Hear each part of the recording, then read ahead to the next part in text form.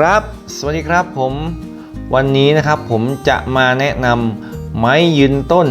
ไม้ขุดล้อมที่ให้ร่มเงาที่สามารถนะครับอยู่ได้ในพื้นที่ชุ่มชื้นแฉะนะครับวันนี้จะมาแนะนำอยู่3ชนิดนะครับเราไปดูกันนะครับว่าไม้ทั้ง3ชนิดนี้มีต้นอะไรบ้างนะครับ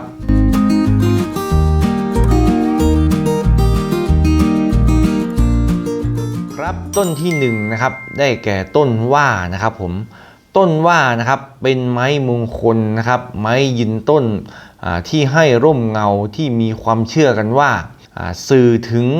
นะครับการที่เรานะครับจะได้รับชัยชนะได้รับความสำเร็จนะครับเป็นไม้มงคลที่มีความเชื่อตามนี้นะครับผมในทางการจัดสวนนะครับณปัจจุบันนะครับนิยมนำต้นว่านะครับมาปลูกประดับตกแต่งสวนบริเวณน้ำตกหรือว่าจะเป็นลำธารของน้ำตกนะครับหรือว่าจะเป็นขอบบ่อน้ำบ่อปลานะครับเพราะว่านะครับนิสัยของต้นว่านะครับโดยตามปกติตามธรรมชาติแล้วเขาจะชอบอาศัยอยู่ริมลำธารริมแม่น้ำนะครับก็คือเป็นต้นไม้ที่ค่อนข้างจะอาศัยอยู่ในพื้นที่ดินที่อยู่ติดกับน้ำนะครับมีความชอบน้ำนะครับเป็นไม้ที่ชอบแสงแดดนะครับผมให้ร่มเงาได้ดีใบมีลักษณะสีเขียวกลมลักษณะคล้ายๆรูปทรงไข่หัวกลับนะครับสำหรับต้นว่าแล้วนะครับลักษณะลำต้นเปลือกก็จะออกสีน้ำตาลดอกก็จะออกเป็นช่อลักษณะสีขาวอยู่ตามซอกกิ่งตามง่ามใบนะครับต้นว่านะครับจะเจริญเติบโตสูงเต็มที่อยู่ที่20 ถึง 25 เมตรนะครับว่ากันว่านะครับแต่ฟอร์มที่สวยงามที่นำมาตกแต่งสวนณปัจจุบันนะครับความสูงจะอยู่ที่เฉลี่ยประมาณ8 เมตร 10 เมตร 15 เมตรประมาณนี้กำลังน่ารักกำลังสวยนะครับสำหรับต้นว่านะครับผมต้นว่านะครับยังเป็นไม้ที่มีความเชื่อของชาวอินเดียนะครับที่เป็นไม้สำหรับพยากรณ์อากาศของเขาประจำปีนะครับชาวอินเดียมีความเชื่อว่า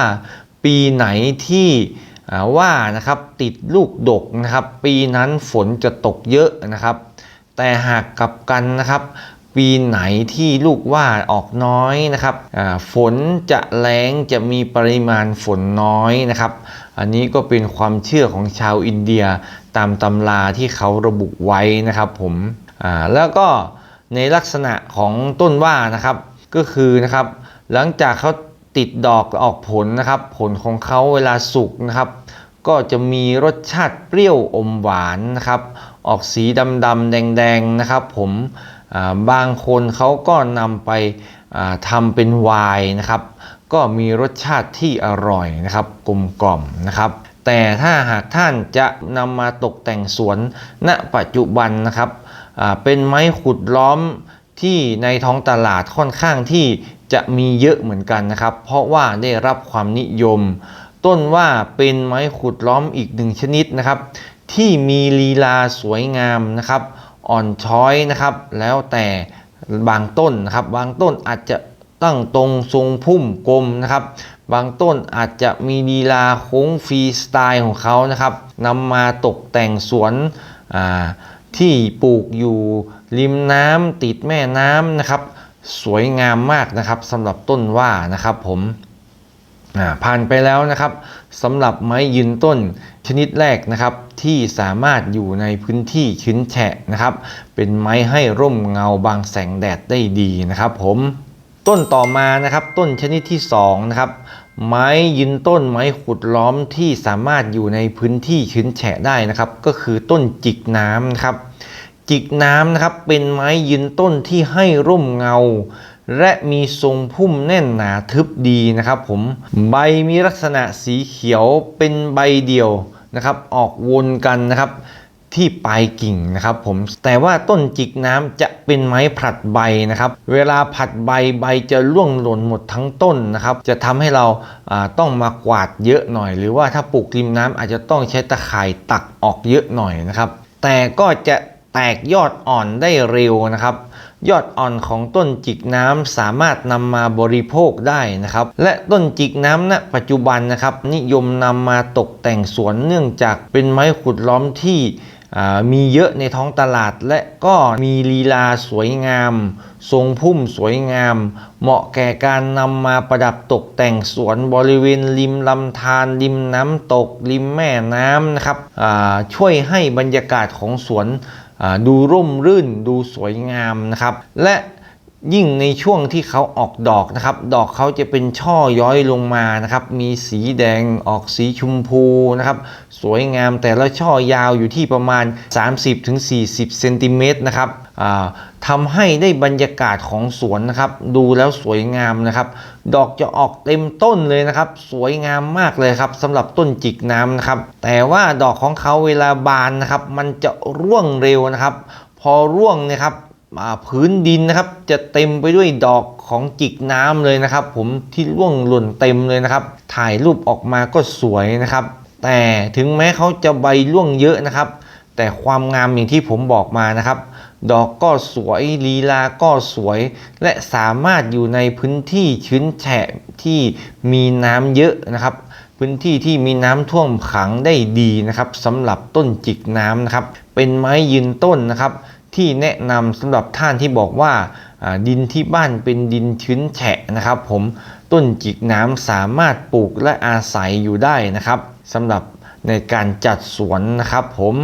ความสูงของต้นจิกน้ำนั้นจะอยู่ที่ประมาณ 10-15 เมตรนะครับเป็นไม้ขุดล้อมที่มีวางจำหน่ายตามท้องตลาดณปัจจุบันนะครับและได้รับความนิยมนะครับผมสำหรับต้นต่อมานะครับไม้ขุดล้อมที่สามารถนะครับอยู่ได้นะครับไม้ชนิดนี้นะครับจะสามารถอยู่ได้ในทุกสภาพดินนะครับผมเลยมาแนะนำสำหรับพื้นดินที่ชื้นแฉะนะครับสามารถที่จะนำต้นนี้มาปลูกได้ก็คือต้นเสม็ดแดงนะครับเนื่องจากต้นเสม็ดแดงแล้วโดยถิ่นกำเนิดของเขานะครับที่ลักษณะอาศัยของเขาก็จะชอบขึ้นอยู่ริมแม่น้ำริมหนองคลองบึงต่างๆนะครับอยู่หัวไร่ปลายนานะครับผมต้นเสม็ดแดงเป็นไม้ยืนต้นที่ไม่ผลัดใบนะครับมีทรงพุ่มที่บังแสงแดดให้ร่มเงาได้ดีนะครับลักษณะใบอาจจะเรียวนะครับสีเขียวนะครับแต่ถ้ายอดอ่อนของเขานะครับเวลาแตกออกมาใหม่ๆจะสีออกแดงๆชมพูสวยงามมากเลยนะครับสามารถเด็ดยอดของเขาไปรับประทานกินกับน้ำพริกได้นะครับผมและก็ในส่วนต่างๆของเขาอย่างอื่นก็มีสรรพคุณทางสมุนไพรนะครับผมในทางจัดสวนนั้นต้นเสม็ดแดงนะครับที่เขาขุดล้อมมาขายณปัจจุบันนะครับนอกจากจะให้ร่มเงาแล้วนะครับยังมีลีลาสวยงามนะครับบางต้นนะครับลีลาโค้งนะครับโอ้โหหยดย้อยนะครับโค้งอ่อนช้อยสวยงามทำให้นะครับพื้นที่ที่เราจัดสวนดูซอฟต์ดูสวยงามเพิ่มมิติให้กับสวนได้ดีนะครับสำหรับต้นเสม็ดแดงนะครับส่วนใหญ่ณปัจจุบันก็อย่างที่ผมบอกนะครับนิยมนำไปปลูกประดับตกแต่งริมบริเวณน้ำตกบ่อปลานะครับจะช่วยเพิ่มบรรยากาศของสวนให้ออกมาแลดูสวยงาม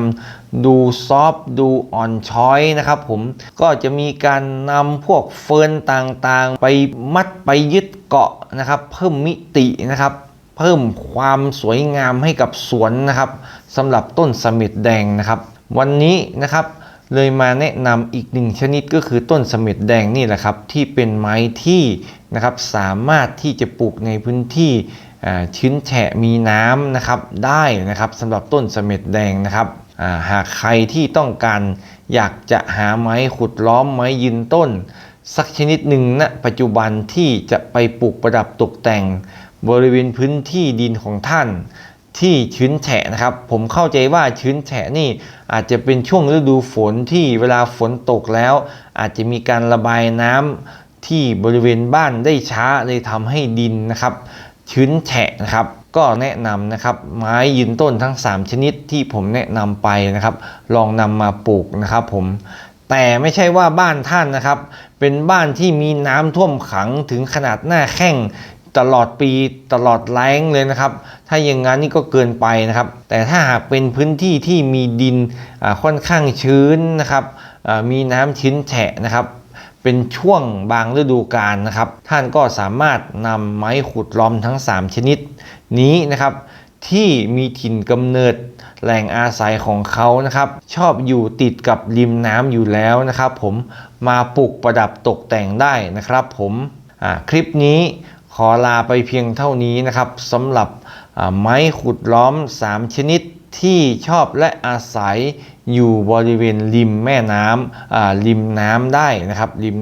น้ำตกจัดตกแต่งสวนได้สวยงามนะครับผมคลิปนี้ลาไปเพียงเท่านี้นะครับสวัสดีครับ